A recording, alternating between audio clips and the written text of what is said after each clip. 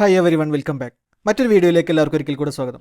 നമ്മൾ മിക്ക ആളുകളും ശമ്പളത്തിൽ നിന്നും PF തുക അടക്കുന്നവരായിരിക്കും. എന്നാൽ PF ഓഫീസുമായി ബന്ധപ്പെട്ട കാര്യങ്ങൾക്ക്, അതായത് പണം പിൻവലിക്കാനോ പേര് തിരുത്താനോ ഒക്കെ വലിയ താമസം നേരിടാറില്ലേ? ക്ലെയിമുകൾ റിജക്റ്റ് ആകുന്നത് ഇന്ന് പലരുടെയും പ്രധാന പരാതിയാണ്. എന്നാൽ ഇതിനെല്ലാം ഒരു ശാശ്വത പരിഹാരവുമായി കേന്ദ്ര സർക്കാർ EPFO 3.0 എന്ന പുതിയ ഡിജിറ്റൽ സംവിധാനം നടപ്പിലാക്കുകയാണ്. ഇനി മുതൽ നിങ്ങൾക്ക് ATM വഴിയോ UPI വഴിയോ PF പണം പിൻവലിക്കാം എന്ന് കേട്ടാൽ നിങ്ങൾ വിശ്വസിക്കുമോ? അതെ, ഇതുൾപ്പെടെയുള്ള വിപ്ലവകരമായ മാറ്റങ്ങളാണ് EPFO 3.0 വരുന്നത്. എന്തൊക്കെയാണ് ഈ മാറ്റങ്ങൾ? ഇത് എപ്പോൾ മുതൽ ലഭ്യമാകും? ഇതാണ് ഇന്നത്തെ വീഡിയോയിൽ നമ്മൾ നോക്കാൻ പോകുന്നത്.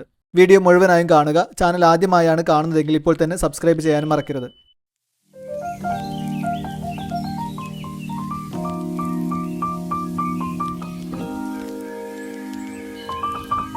അപ്പോൾ എന്താണ് EPFO 3.0? ആദ്യം തന്നെ എന്താണ് ഈ EPFO 3.0 എന്നത് ലളിതമായി പറയാം.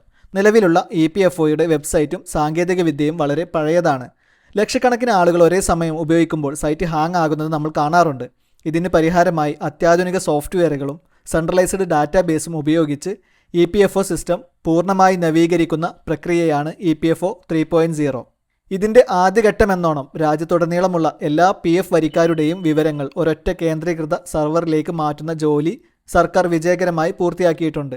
ഇനി വരാൻ പോകുന്ന മാറ്റങ്ങൾ എന്തൊക്കെയാണെന്ന് നമുക്ക് വൺ ബൈ വൺ ആയിട്ടൊന്ന് നോക്കാം. ഇതിലെ ഏറ്റവും പ്രധാനപ്പെട്ട മാറ്റം ATM അല്ലെങ്കിൽ UPI വഴി പണം പിൻവലിക്കാം. ഏറ്റവും ആകർഷകമായ മാറ്റം ഇതാണ്. നിലവിൽ നമ്മൾ PF പണം പിൻവലിക്കാൻ ഓൺലൈനായി അപേക്ഷ നൽകി ദിവസങ്ങളോളം കാത്തിരിക്കണം.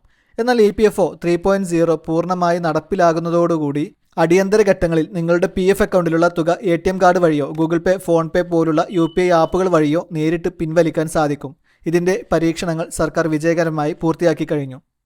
രണ്ടാമത്തെ പ്രധാനപ്പെട്ട മാറ്റം ഓട്ടോ സെറ്റിൽമെൻറ്റ് പരിധി 5 ലക്ഷമാക്കി ഉയർത്തി. മെഡിക്കൽ ആവശ്യങ്ങൾക്കും മറ്റും അടിയന്തരമായി PF പണം അപേക്ഷിക്കുമ്പോൾ ഉദ്യോഗസ്ഥരുടെ ഇടപെടലില്ലാതെ കമ്പ്യൂട്ടർ തന്നെ തനിയെ പരിശോധിച്ച് പണം അക്കൗണ്ടിലെത്തിക്കുന്ന സംവിധാനമാണ് ഓട്ടോ സെറ്റിൽമെൻറ്റ്.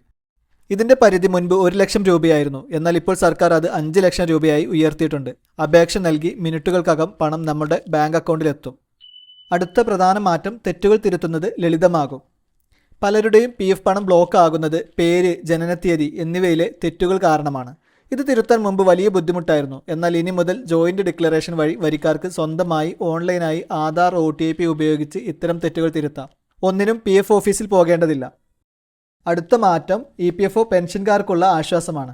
EPFO പെൻഷൻ വാങ്ങുന്നവർക്ക് വർഷാവർഷം ലൈഫ് സർട്ടിഫിക്കറ്റ് സമർപ്പിക്കാൻ വലിയ ബുദ്ധിമുട്ടായിരുന്നു. ഇനി മുതൽ സ്വന്തം മൊബൈൽ ഫോണിലെ ഫേസ് റെക്കഗ്നീഷൻ ആപ്പ് വഴിയും ഡിജിറ്റൽ ലൈഫ് സർട്ടിഫിക്കറ്റ് സമർപ്പിക്കാം. കൂടാതെ പെൻഷൻ തുക ഏത് ബാങ്കിലെ അക്കൗണ്ടിലേക്കും മാറ്റാനുള്ള സൗകര്യവും ഇതിലൂടെ ലഭിക്കും. ഈ സംവിധാനം എപ്പോൾ നിലവിൽ വരും?